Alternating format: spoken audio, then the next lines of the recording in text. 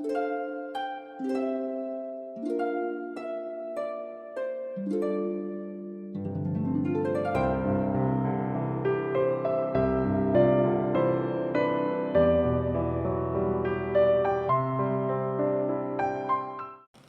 frères et sœurs, amis, soyez les bienvenus et aussi les auditeurs qui nous écoutent via les réseaux. Est-ce que mes amis, est-ce que vous aimez les lettres d'amour et les beaux mariages? Je suppose que oui. Alors, vous savez qu'il y a une lettre d'amour qui nous a été adressée et qui nous est donnée même. C'est quand Dieu le Père a envoyé son Fils unique afin que quiconque croit en lui ne périsse point, mais qu'il ait la vie éternelle. Amen. Et après que Christ se soit offert en sacrifice à la croix pour payer le prix de nos péchés, il est aussi ressuscité, prouvant que son sacrifice a été agréé par Dieu le Père. Puis il est retourné auprès du Père céleste, d'où il était venu. Et un jour, il y aura un beau mariage. Oui, c'est Jésus, l'époux, qui viendra chercher son épouse, l'Église. Mais avant de partir, il nous a donné comme consigne de toujours à veiller à faire sa volonté. C'est par cela que ceux qui croient réellement en lui vont se démarquer de ceux qui pensent être sauvés et pensent peut-être même pouvoir entrer dans le royaume des cieux. Et là, nous avons une parabole, c'est la parabole des 10 vierges en Matthieu 25, versets 1 à 13, qui va nous enseigner aujourd'hui. Donc, je vous invite à prendre avec moi la parole de Dieu, la Bible, à lire en Matthieu 25 la parabole des 10 vierges, versets 1 à 13. Je fais la lecture. Alors le royaume des cieux sera semblable à 10 vierges qui, ayant pris leur lampe, allèrent à la rencontre de l'époux. 5 d'entre elles étaient folles et 5 sages. Les folles, en prenant leur lampe, ne prirent point d'huile avec elles, mais les sages prirent avec leur lampe de l'huile dans des vases. Comme l'époux tardait, toutes s'assoupirent et s'endormirent. Au milieu de la nuit, on cria « Voici l'époux, allez à sa rencontre !» Alors toutes ces vierges se réveillèrent et préparèrent leurs lampes. Les folles dirent aux sages « Donnez-nous de votre huile, car nos lampes s'éteignent. » Les sages répondirent « Non, il n'y en aurait pas assez pour nous et pour vous. Allez plutôt chez ceux qui en vendent et achetez-en pour vous. » Pendant qu'elles allaient en acheter, l'époux arriva. Celles qui étaient prêtes entrèrent avec lui dans la salle des noces et la porte fut fermée. Plus tard, les autres vierges vinrent et dirent « Seigneur, Seigneur, ouvre-nous !» Mais il répondit « Je vous le dis en vérité, je ne vous connais pas. Veillez donc, puisque vous ne savez ni le jour ni l'heure. Amen. » Je vous invite à la prière. Merci Seigneur. Ta parole, elle est là. C'est elle qui nous instruit, c'est elle qui veut diriger nos vies, Seigneur, alors que chacun de nous, nous puissions lui faire toute la place. Ta parole, c'est la vérité, Seigneur Jésus, et merci parce que ton enseignement est toujours valable aujourd'hui. Il dirige encore tous ceux qui te cherchent à vraiment, Seigneur, se plier à tes directives célestes. Aussi, Seigneur, nous te demandons vraiment de toucher nos cœurs, de toucher aussi mon être tout entier, afin que je puisse apporter ta parole, Seigneur, avec grâce et bénédiction. Seigneur, que cette prédication aussi serve à nous rapprocher chacun, Seigneur, de toi et de tes directives célestes, Seigneur, et que nos cœurs soient entièrement disposés à refléter qui tu es et de rechercher, Seigneur, et de montrer cette nouveauté de vie dans notre existence. Que tout soit à ta gloire, Père Céleste, dans le bon nom de Jésus. Amen. J'ai intitulé ce passage « La nécessité de se préparer à être accepté du Seigneur ». Avec les 4 attitudes correspondantes, c'est resplendir Christ, vivre pleinement selon la volonté de Christ, attendre le retour de Jésus. Et la quatrième attitude, c'est celle de veiller. Le Seigneur emploie des paraboles pour nous enseigner. Une parabole, c'est une image de la vie quotidienne du temps de Jésus pour expliquer une réalité spirituelle. Donc forcément, tout ce qui est dit dans la parabole n'a pas une réalité pour nous, mais elle nous fait comprendre les choses. C'est ce que Jésus fait. Donc, et Jésus prend notamment l'exemple de la cérémonie du mariage en Israël avec ces demoiselles d'honneur qui sont les vierges pour illustrer ses propos. Rappelons qu'un mariage, c'est un engagement et que tous les intervenants se doivent d'honorer la cérémonie, donc les engagements qu'ils ont eux-mêmes pris. Au Moyen-Orient, du temps de Jésus, le mariage se déroulait en 3 étapes. La première étape, il y avait des fiançailles. Les fiançailles étaient comme un contrat qui liait les fiancés à se garder purs jusqu'au jour du mariage. C'est ce lien de fiancés, justement, qui unissait Joseph et Marie. Et lorsque Joseph eut appris que Marie était enceinte, qu'est-ce qu'il a voulu faire? Il a voulu la répudier, mais comme en secret. Et oui, parce que Joseph disait, mais elle a rompu le lien qui nous unissait.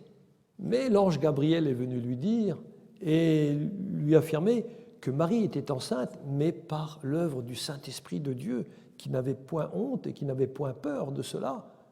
Alors Joseph, il a obéi à la parole de Dieu que lui a donnée l'ange, et il a gardé Marie pour être son épouse. Donc on voit que ce lien de fiançailles était très, très respecté. Après les fiançailles, la deuxième étape, c'est la cérémonie des vœux, donc le mariage en lui-même, qui avait lieu chez l'un des parents. Puis après la cérémonie, donc, les conjoints étaient escortés par un cortège d'amis jusqu'à la maison des mariés. Et les vierges de la parabole, qui sont les amis de l'épouse, attendaient dans les rues, justement, l'époux qui pouvait arriver à n'importe quel moment de la journée ou de la nuit. C'est ce que nous explique Jésus. Alors, personne ne savait quand l'époux allait se présenter. Mais l'époux envoyait devant lui une personne pour annoncer sa venue.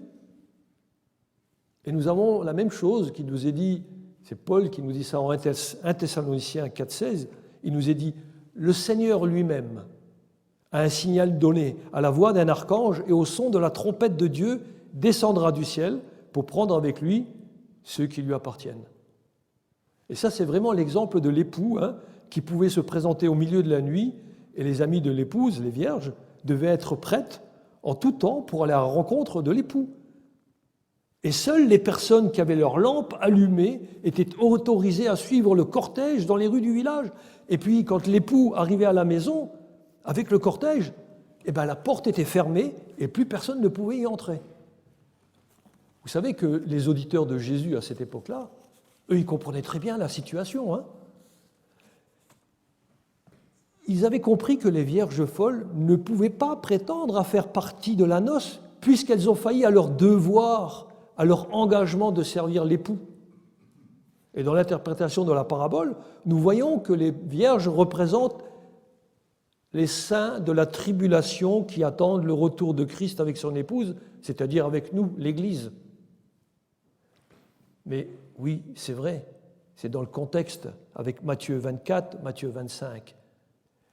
Mais pour nous, le message central de cette parabole, c'est aussi une exhortation à nous encourager, à nous préparer pour la venue de Christ, soit que nous mourions, soit qu'il vienne nous chercher. Alors on va regarder à l'application pour notre temps d'aujourd'hui. Vous l'avez entendu, les 10 vierges avaient pour rôle d'accompagner l'époux, mais seulement 5 d'entre elles ont été trouvées fidèles. Paul aux Corinthiens dit ceci en 2 Corinthiens 11, 2. « Car je suis jaloux d'une jalousie de Dieu, parce que je vous ai fiancés à un seul époux pour vous présenter à Christ comme une vierge pure. » Paul, lui, se sentait directement concerné par l'état spirituel des chrétiens de Corinthe. Il avait ce désir de pouvoir les présenter au Seigneur comme une vierge pure, sans qu'ils soient corrompus par des fausses doctrines. alors il avait certainement en mémoire cette parabole des 10 vierges. Et en apparence, voyez-vous, il n'y avait rien qui pouvait distinguer les vierges folles des vierges sages. Mais Jésus en appelle pourtant certaines des folles. Alors pourquoi les appelle-t-il ainsi? Pourquoi? Parce qu'elles avaient oublié l'essentiel. Et qu'est-ce que c'est l'essentiel? C'est resplendir Christ. Effectivement, qui prendrait une lampe de poche sans pile, hein? Je vous le demande, ou une lampe à huile sans huile? C'est stupide, n'est-ce pas? Eh bien, leur stupidité, elle est inexcusable. C'est d'ailleurs ce que les auditeurs de Jésus à l'époque ont tôt fait de comprendre. Mais pour le chrétien aujourd'hui, vous savez, ce chrétien, entre guillemets, qu'est-ce qui le caractérise, lui? N'est-ce pas cette description que donne Paul en 2 Timothée 3,5, qui nous dit ceci, « Ayant l'apparence de la piété, mais reniant ce qui en fait la force ». Ainsi, il y a une grande différence entre les personnes qui prétendent être chrétiennes et les sages qui possèdent Christ et qui sont sa possession. Oui? Est-ce que vous êtes la possession de Christ, mes amis? Amen, oui. En effet, personne ne peut dire qu'il est en Christ si son cœur est éloigné justement des principes divins qu'il devrait pourtant refléter dans sa vie. Et les lampes des 10 vierges représentent la lumière que porte une personne, et cette lumière doit être Christ. Il est une question primordiale à laquelle chacun de vous devrait répondre. Est-ce que ta vie est une lumière qui resplendit à la gloire de Jésus-Christ?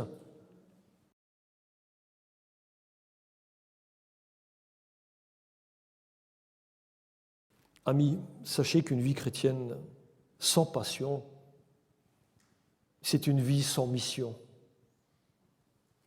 Les folles, elles n'avaient aucune mission, aucune passion. Si ta vie chrétienne consiste à venir de temps en temps à l'église et faire comme si tu étais sage, tu te trompes toi-même. Et Jésus dit que c'est de la folie, car le moment viendra où tu seras obligé de te voir comme Dieu te voit, mais à ce moment-là, il sera trop tard pour toi. Regardez les 10 vierges, elles avaient toutes reçu l'invitation. Oui, et elles l'ont accepté. Voyez-vous, il y a des débuts qui semblent bons, mais sitôt après vient une épreuve, c'est celle de l'attente. Et c'est dans cette attente-là que toutes s'endormirent. Mais voyez-vous, Jésus ne leur fait aucun reproche à ce sujet. Il fait nuit, on s'endort la nuit. Il ne fait pas de reproche. Mais pendant que tu sommeilles, qu'est-ce qu'il y a en toi? Et puis dans la nuit, il y a un cri qui dit « Voici l'époux, allez à sa rencontre !» Alors les 10 vierges s'éveillèrent et préparèrent leurs lampes, et c'est là qu'il y a un tri. Oui, vraiment, il y aura des réveils qui vont être difficiles. Et les folles dirent aux sages « Donnez-nous de votre huile, car nos lampes s'éteignent. » Les insensés, voyant qu'elles n'ont pas de quoi plaire à Dieu, vont chercher parmi les humains la grâce que seul Dieu peut donner. Oui, hélas, plusieurs cherchent dans leur pratique religieuse leur huile, pensant éclairer les autres. Quelle folie! Sortez du milieu de ces gens-là pendant qu'il est encore temps, nous dit le Seigneur. Et puis comprenez que le refus des sages de donner de l'huile n'est pas dû à l'égoïsme, mais à une impossibilité. Oui, il y a une impossibilité. En effet, il ne peut pas y avoir de salut collectif. C'est de manière individuelle que la grâce de Dieu doit être reçue. Et cette grâce ne laissera point oisif ni stérile la personne qui le reçoit. Le fait d'être prêt, voyez-vous, c'est quelque chose de personnel. Ça ne peut pas être partagé ou transféré à quelqu'un d'autre. Vous le savez, ou si vous ne le savez pas, vous allez le savoir. C'est que chacun de nous devra rendre compte personnellement de sa vie. Moi, je ne peux rien faire pour mon épouse, sinon lui montrer. lui l'enseigner. Mais mon salut, c'est mon salut. Le salut de mon épouse, c'est le salut de mon épouse. Le salut de nos enfants, c'est leur propre salut. Qu'ils acceptent le salut ou pas. Avec ce texte des 10 vierges, nous comprenons que l'assurance de notre salut devrait se voir aussi dans notre vie, dans ce que nous faisons. C'est ce que le Seigneur avait déjà annoncé dans les paraboles précédentes, où il met en contradiction 2 serviteurs. En Matthieu 24, il met en contradiction le serviteur qui est fidèle et prudent, et puis l'autre serviteur qui est méchant. Et celui-là, il aura sa part avec les hypocrites en enfer. Et Jésus le dit aussi avec la parabole des talents qui vient juste après cette parabole des 10 vierges. Qu'est-ce qui fait que parmi les vierges, les unes sont avisées et les autres sont insensées? Eh bien, c'est que les unes étaient là, présentes, prêtes, au moment où le marié est arrivé. Tandis que les autres étaient partis au milieu de la nuit chez un hypothétique marchand. Ah oui, chercher à résoudre ses manques et à combler ses failles par ses propres moyens revient à se fermer les portes du ciel. Ne pas avoir d'huile signifie avoir vécu pour les choses d'ici-bas, tout en prétendant appartenir à Christ. Les folles prétendaient plaire à Dieu, selon leur volonté, mais ils ne se sont jamais enquéris de ce que Dieu leur demandait, de ce que la parole de Dieu leur disait. Les 10 vierges avaient pour rôle d'accompagner l'époux, mais seuls 5 sont trouvés fidèles. Ceci nous fait dire que vous ne pouvez éclairer qu'avec la lumière que vous avez reçue de Christ. Christ étant la lumière qui est venue dans ce monde et qui éclaire tout homme qui marche comme lui, il a marché. Et avoir de l'huile en réserve, c'est continuer à éclairer, à briller, même quand il y a un événement inattendu dans ta vie. Parce que c'est dans l'obéissance continuelle et l'application personnelle à la parole de Dieu que l'on voit si l'on est fidèle et si l'on est soi-même éclairé. Alors il y a des personnes qui peuvent mimer les disciples de Christ, venir à l'assemblée, avoir des rites, des traditions, même des paroles de la Bible plein la bouche. Et pourtant, ils ne font pas ce que le Seigneur leur demande, parce qu'ils n'ont pas la vie de Christ en eux. Et vous savez pourquoi ça arrive? Parce que leur chemin, qui les mène à la condamnation, est celui qu'emprunte un cœur non repentant. Quand le cœur ne s'est jamais repenti devant Dieu, il va directement à la perdition. La repentance, voyez-vous, ce n'est pas avoir des remords par rapport à une situation où tout d'un coup on se trouve mal. Non, la vraie repentance, c'est quand vous acceptez qui est réellement Jésus. C'est un changement complet d'opinion sur Dieu et sur le salut que Dieu nous accorde. C'est en fin de compte un revirement définitif pour se laisser imprégner par la parole de Dieu, la Bible, et à l'appliquer dans sa vie. C'est cela, agir avec sagesse chaque jour. Ce que le Seigneur désire, c'est plus de lui dans votre vie et moins de votre appréciation personnelle le concernant. Alors dès lors, ayez cette deuxième bonne attitude, vivre pleinement selon la volonté de Christ. Sachez que la promesse faite par l'Écriture est confirmée par l'Esprit qui l'applique à notre cœur. Oui, c'est l'Esprit de Dieu qui va nous l'appliquer à notre cœur. Et les changements que l'Esprit opère dans notre vie, eh bien, sont confirmés par le témoignage dans notre cœur. Et ce témoignage dans notre cœur, c'est un témoignage de notre vie. Et ces deux principes-là sont indispensables dans la vie d'un disciple de Jésus-Christ. Alors, est-ce que vous avez ce témoignage? Comme l'apôtre Paul peut le dire en 1 Corinthiens 15, 10. Il dit ceci, vous voyez bien l'humilité de l'apôtre, il dit « Par la grâce de Dieu, je suis ce que je suis, et sa grâce envers moi n'a pas été vaine. » Voyez-vous, les vierges qui étaient prêtes, elles elles avaient accepté la grâce de Dieu et ça n'a pas été en vain. Elles purent entrer dans la salle des noces et ensuite la porte elle est fermée. Ça signifie pour elles la sécurité, la joie et non plus le malheur par rapport à ce monde de ténèbres dans lequel nous vivons encore. Mais malheureusement pour les autres, les appelées folles, oui, ça signifie être exclus de la salle des noces, donc voués aux ténèbres du dehors où il y aura des pleurs et des grincements de dents. Aujourd'hui, mes amis, la porte reste encore ouverte. Et tous ceux qui veulent entrer peuvent encore entrer, mais un jour, elle se fermera. Et alors, plus personne ne pourra entrer. Aujourd'hui, c'est encore le jour du salut. Alors, n'attendez pas, mais soyez trouvés sages. Les folles étaient sur le seuil de la porte. On peut être tout près et pourtant ne pas pouvoir entrer. Et pourquoi elles n'ont pas pu entrer ? Car elles ont mis en oubli la purification de leurs péchés.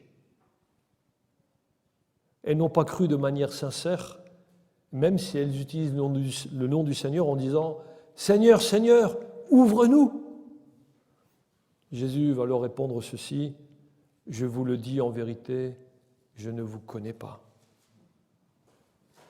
Voyez-vous, ces paroles qui sortent de la bouche du Seigneur sont vraiment les plus effroyables que l'on puisse entendre, mais sa justice s'appliquera, car Jésus ne connaît pas ceux qui ne le reconnaissent pas. Oui. Ainsi, celui qui n'a pas l'Esprit de Christ ne lui appartient pas. Et si tu n'as pas la lumière de Christ en toi, tu ne lui appartiens pas. Alors pour ceux qui connaissent véritablement le Seigneur, ayez cette troisième bonne attitude, c'est attendre le retour de Jésus. Donc Matthieu 25 au verset 13 nous dit « Veillez donc puisque vous ne savez ni le jour ni l'heure. » Voyez-vous, aucun être humain ne connaît le jour et l'heure du retour du Seigneur. Aussi, il nous est demandé d'être prêts pour son retour qui peut arriver à tout moment et même dans le sens où l'attente se prolongerait, eh bien, on doit continuer à veiller. Beaucoup, vous savez, ont effectivement proclamé le retour de Jésus et chaque fois, ces personnes se sont laissées entraîner par leurs propres illusions, leurs rêveries et cela a toujours été provoqué par un orgueil humain démesuré. Ah oui, il ne peut pas en être autrement. Pourquoi ? Parce que les faux prophètes aiment être approuvés par ceux qui ne sont pas trouvés fidèles à la voix de Dieu. Alors ils se rassemblent, ils aiment bien parler ensemble des choses, entre guillemets, concernant le Seigneur, n'est-ce pas ? Mais ils ont un orgueil démesuré, alors ils aiment se rassurer par eux-mêmes. Moi, je sais quand est-ce que le Seigneur va venir. Mais ceux qui agissent ainsi prouvent qu'ils ne font pas du tout confiance au Seigneur. Parce que reconnaître que personne ne connaît le moment où Jésus reviendra, c'est vraiment lui faire confiance que s'il a commencé son œuvre dans notre vie, il a aussi la puissance pour nous garder fidèles jusqu'au bout. Alors on n'a pas besoin de savoir l'heure à laquelle Jésus va venir. Oui, Jésus, lui, ne savait pas quand est-ce qu'il reviendrait. Il n'avait même pas besoin de le savoir. Et nous n'avons pas besoin de le savoir non plus, puisqu'il nous est dit en Matthieu 24, 36, « Pour ce qui est du jour et de l'heure, personne ne les connaît, ni les anges des cieux, ni le Fils, mais le Père seul. » Et voyez-vous, malgré la clarté de ces mots, énormément de personnes ont perdu et perdent encore du temps, un temps fou d'ailleurs, à essayer de déterminer le jour et l'heure du retour de Christ. Mais ceux qui cherchent à connaître ce jour désirent une connaissance que Dieu le Père a jugé bon de garder secrète. Et de ce fait, ils succombent à une curiosité interdite.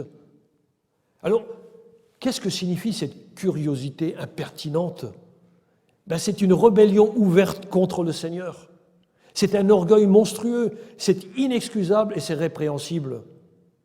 Frères et sœurs, il faut absolument réprimer tout désir de vouloir connaître le jour et l'heure. Si le Fils de Dieu lui-même ne savait pas, qui sommes-nous pour prétendre savoir mieux que le Fils de Dieu, quand est-ce qu'il va revenir ? Pour qui nous prenons-nous ? Alors mes amis, suivons le Seigneur et demeurons dans cette ignorance, mais une ignorance joyeuse qui ne peut pas nous être enlevée. Cette joie ne peut pas nous être enlevée. qu'est-ce qu'on en a à faire? Appliquons-nous notre vie à être fidèles, à être trouvés fidèles au Seigneur. Alors, faisons entièrement confiance à la sagesse, à la bonté, à la grâce de Dieu. Nous efforçons-nous à obéir à sa volonté, clairement révélée dans la parole de Dieu. Martin Luther, le réformateur allemand, disait déjà ceci. Dieu, dans sa révélation, dit aux pécheurs tout ce qu'ils ont besoin de savoir, et non pas tout ce qu'ils aimeraient savoir. Il y a une grande nuance. Et puis Jean Calvin, pour ne pas l'oublier, avertit de prendre garde à Satan, qui veut nous inciter à éplucher par une hardiesse malsaine les secrets inaccessibles de Dieu.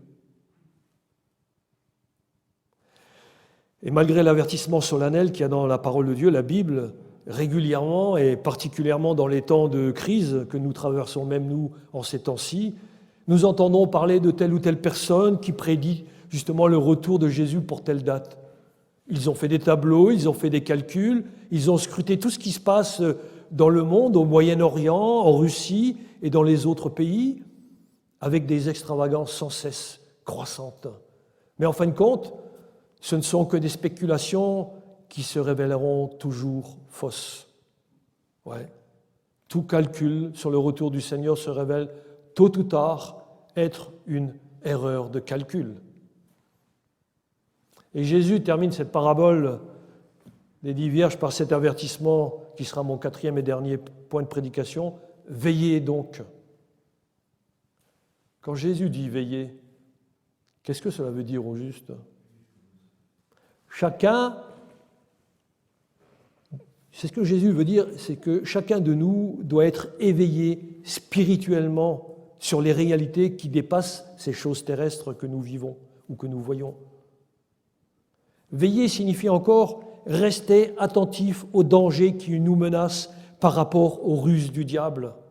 Nous devons prendre soin de rester fidèles aux paroles du Seigneur qui sont consignées dans la Bible. Et nous allons prendre quelques exemples pour nous aider à saisir ce que signifie veiller. Les apôtres, alors je vais en parler que de 3, Pierre, Paul et Jean, ont tous les 3 utilisé l'image du voleur qui vient à l'improviste justement pour appeler les chrétiens à se tenir prêts lors du retour de Jésus. Et dans ces textes, en tant que peuple de Dieu, nous pouvons en tirer des applications pour nos propres vies. Regardons aux 4 éléments essentiels qui correspondent à ce que ça signifie veiller pour notre vie. Veiller signifie vivre continuellement dans la foi, la repentance, l'amour et la sainteté. Alors veiller, oui, effectivement, signifie vivre dans la foi. Voilà ce que l'apôtre Paul écrit en 1 Thessaloniciens 5, versets 2 à 8. Je vais le lire. « Car vous savez vous-même que le jour du Seigneur viendra comme un voleur dans la nuit, quand les hommes diront paix et sûreté, alors une ruine soudaine les surprendra comme les douleurs de l'enfantement surprennent la femme enceinte, et ils n'échapperont point. Mais vous, frères, vous n'êtes pas dans les ténèbres, pour que ce jour vous surprenne comme un voleur. Vous êtes tous des enfants de lumière et des enfants du jour. Alors, nous ne sommes point de la nuit ni des ténèbres. Ne dormons donc point comme les autres, mais veillons et soyons sobres. Car ceux qui dorment, dorment la nuit, et ceux qui s'enivrent, s'enivrent la nuit. Mais nous qui sommes du jour, soyons sobres, ayant revêtu la cuirasse de la foi et de l'amour, ayant pour casque l'espérance du salut. Amen. Alors voyez-vous, être du jour, c'est en opposition avec être de la nuit. Être du jour signifie avoir été éclairé par Christ et rester dans cette lumière que lui seul peut nous donner. Et c'est de lui que vient notre foi. Et c'est lui qui nous donne son amour, afin que l'amour en nous, nous puissions le donner aussi aux autres. Paul écrit aux Corinthiens, 1 Corinthiens 16, 13, il dit « Veillez, demeurez fermes dans la foi, soyez des hommes, fortifiez-vous. » Veiller signifie bien vivre dans la foi. Et Hébreux 11.6 nous dit « Sans la foi, il est impossible de plaire à Dieu. » Voyez-vous, la Bible ne parle jamais d'une foi intellectuelle. Oui, je sais. Non, elle parle d'une connaissance. Il y a des personnes comme ça qui disent avoir foi, mais leur foi n'a rien à voir avec la réalité de foi à laquelle le Seigneur nous appelle. Et d'ailleurs, Éphésiens 2,8 nous dit bien ceci, que même la foi, c'est un don de Dieu. Donc c'est bien la foi que Dieu nous donne. Quelle foi vous avez, mes amis? La foi que Dieu vous donne ou que les hommes ont donnée? La foi que Dieu donne, j'espère pour vous, parce que sinon vous êtes comme les folles. Soyez sages, lisez la Bible. Comprenez que si votre foi ne met pas en pratique la parole de Dieu, cette foi-là n'apportera que des illusions lorsque vous sortirez de votre sommeil. La foi, la vraie foi vient de ce qu'on lit de la Bible, de la parole de Dieu, et c'est l'Esprit de Dieu en nous qui en imprègne tout notre être. Et cette foi-là, elle est vraie, elle est présente lorsque nous sommes persuadés que Dieu nous accorde le pardon des péchés par le seul mérite de Jésus-Christ. Et c'est cette foi qui produit des fruits visibles d'obéissance à Dieu. Alors peut-être dites-vous que vous avez la foi, mais la possédez-vous vraiment? Ou plutôt, est-ce que vous êtes la possession de Christ? C'est cela, être en Christ. L'apôtre Paul écrit à Tite, il leur dit, pour les fous de ce monde, ils font profession de connaître Dieu, mais ils le renient par leurs œuvres, étant abominables devant Dieu, rebelles devant Dieu et incapables d'aucune bonne œuvre selon la volonté de Dieu. Paul écrit aussi en 2 Corinthiens 13, 5, « Examinez-vous vous-même pour savoir si vous êtes dans la foi. » Il écrit aussi en Marc 16, 14, qu'après sa résurrection, Jésus nous dit cela, Jésus s'était approché de ses apôtres et leur dit, il a reproché justement à ses apôtres leur incrédulité. Vous savez pourquoi? Parce qu'ils n'avaient pas cru ceux qu'il avait vus ressusciter. Voyez-vous, le Fils de Dieu, Jésus, veut qu'on lui fasse entièrement confiance en tout temps et pour toutes choses. Et il a dit en Luc 18, 8, « Quand le Fils de l'homme viendra, trouvera-t-il la foi sur la terre ?» Ainsi donc, veiller signifie vivre dans la foi. Et le deuxième élément essentiel, c'est que veiller signifie vivre dans la repentance. Si Jésus nous invite à veiller, ça veut dire que c'est essentiel et que nous devons considérer cela comme prioritaire. Alors, quelles sont vos priorités? Regardons à quelques principes. Veiller signifie être sage. C'est le contraire d'être fou. Veiller, c'est ne pas stagner, c'est de faire des choses. Veiller, c'est resplendir Christ.